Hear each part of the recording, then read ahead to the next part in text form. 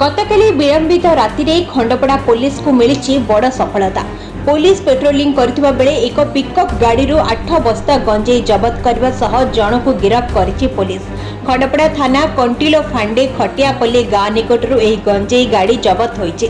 सूचना अनुसार गतकाली विलंबित राति रे एक धड़ा रंगर पिकअप भ्यान गाड़ी OD 32H0476 कंधमालरू गंजेई चोरा चालाण हेउथिबार पुलिस खबर पाइथिला।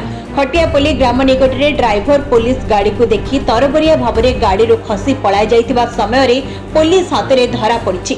गाड़ी रे विपुल परिमाण गंजेई थिबा देखि गाड़ी सह गंजेई जबत करछि पुलिस।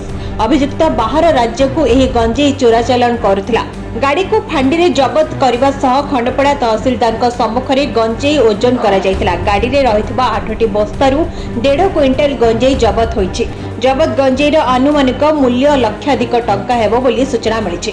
नयागढ़ निरंजन सेठी रिपोर्ट, फोकस प्लस।